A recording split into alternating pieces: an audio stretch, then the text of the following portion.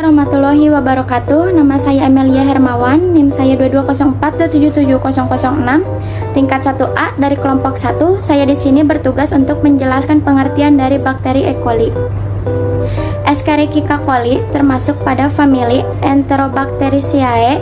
E. coli ini merupakan bakteri gram negatif yang berbentuk batang pendek atau sering disebut kokobasil. Bakteri ini mempunyai flagel yang ukuran 0,4 sampai 0,7 nanomikro kali 1 kali 4 nanomikro dan memiliki simpai.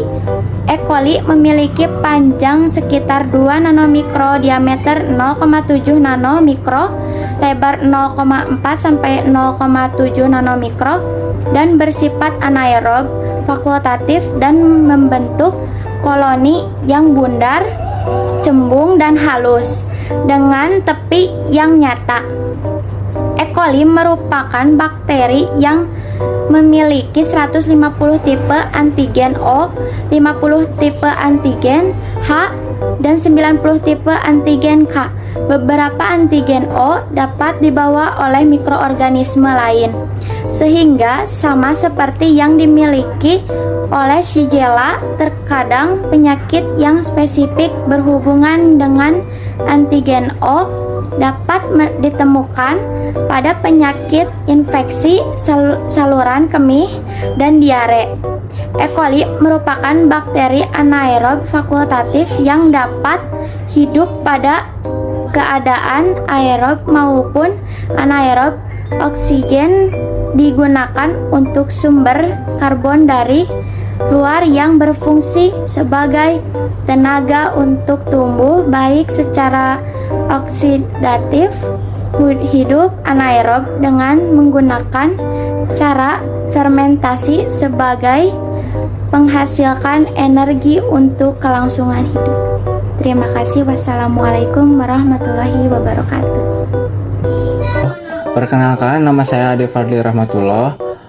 Saya dari kelompok 1. Di sini saya akan menyampaikan sifat biakan. E. coli dapat tumbuh berlebih apabila seseorang mengonsumsi makanan yang sudah terkontaminasi dengan bakteri tersebut seperti susu, makanan yang tidak diolah dengan sempurna, ataupun makanan dan minuman yang tercemar oleh fases Jowhead 2005. Bakteri ini dapat menjadi patogen apabila terdapat banyak sekali di dalam tubuh manusia. E. coli dapat tumbuh pada suhu tinggi maupun rendah dengan suhu rendah 7 derajat Celcius dan suhu tinggi hingga 44 derajat Celcius. Namun bakteri E. coli tumbuh optimal pada suhu antara 35 sampai 37 derajat Celcius dengan pH 7/7,5. Hidup di lingkungan lembab akan mati saat terjadi proses pemanasan makanan. Perkenalkan, nama saya Rene Ramdhani, saya dari kelompok 1. Di sini saya akan menjelaskan faktor-faktor yang mempengaruhi pertumbuhan bakteri. Faktor yang mempengaruhi pertumbuhan bakteri ada 4, yaitu ada pH, suhu, nutrisi, dan tekanan osmotik. Untuk suhu sendiri, mikroorganisme dibagi 3, yaitu termofilik, mesofilik, dan psikofilik. Masing-masing memiliki interval suhu yang berbeda-beda dengan penggolongan obat di bawah ini. Yang kedua ada pH.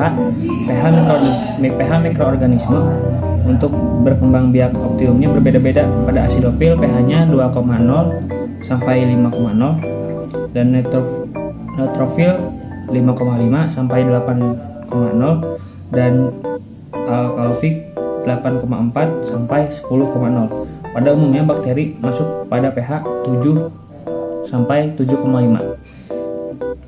Selanjutnya ada nutrisi. Nutrisi adalah bahan organik yang dipecah oleh mikroorganisme untuk dijadikan makanan untuk pertumbuhan. Nutrisi yang digunakan oleh mikroorganisme antara lain karbon, nitrogen, oksigen, mineral, serta vitamin yang lainnya. Yang terakhir ada tekanan osmotik. Tekanan osmotik dan mempengaruhi pertukaran air pada sel. Dibagi menjadi 3 bagian, yaitu hipotoris, isotoris, dan hipertoris. Terima kasih. Halo, perkenalkan, nama saya Alvin Sujana Putra. dengan NIM 22042777005 dari program studi D3 Farmasi tingkat 1A. Di sini saya akan menjelaskan sedikit materi tentang bagaimana sih penularan dari bakteri E. coli. Menurut Zawed pada tahun 2005, E. coli dapat tumbuh berlebih apabila seseorang mengkonsumsi makanan yang sudah terkontaminasi dengan bakteri tersebut, seperti susu, makanan yang tidak diolah dengan sempurna, atau makanan dan minuman yang tercemar oleh fases. Bakteri ini juga dapat masuk ke dalam tubuh manusia melalui tangan atau alat-alat seperti botol, dot, termometer, dan peralakan makan yang tercemar oleh tinja. Sedangkan menurut Paramita pada tahun 2010, penularan bisa terjadi apabila kontak pekerja yang membuat makanan, sehingga menyebabkan penularan penyakit melalui makanan atau juga disebut sebagai foodborne disease. Dapat juga tertular apabila seseorang menggaruk daerah anus lalu tidak mencuci tangan dan kemudian memegang apapun yang ada di dekatnya. Kemudian benda atau makanan yang terinfeksi diambil oleh orang lain. Perkenalkan, nama saya Jacinda Fedar Herdiani dengan NIM 22042777017 dari Prodi D3 Farmasi tingkat 1A. Di sini saya akan menjelaskan media pertumbuhan bakteri E. coli. E. coli dapat tumbuh pada media endoagar, makokar agar, dan Eosin methylene blue. Bakteri ini mempunyai stran yang bersifat mikroaerofilik yang membutuhkan oksigen untuk hidup, namun ada beberapa juga E. coli yang masih dapat berhidup tanpa membutuhkan oksigen.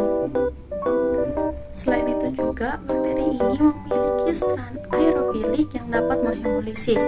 Pada blood agar plate, bakteri ini dapat menghemolisis dengan hemolisa B atau hemolisis total. Lalu pada media Eosin methylene blue, bakteri ini akan memfermentasi laktosa sehingga berwarna hijau yang berkilap-kilap. Bakteri yang memfermentasi laktosa dengan cepat lalu menghasilkan asam dan kemudian menurunkan pH. Hal ini menyebabkan koloni dalam media tersebut akan berwarna hijau mengkilap seperti E. coli. Kemudian bakteri yang tidak memfermentasikan laktosa dapat meningkatkan pH dengan protein. Nah, koloni ini tidak akan bisa terwarnai. Sekian dari saya, terima kasih.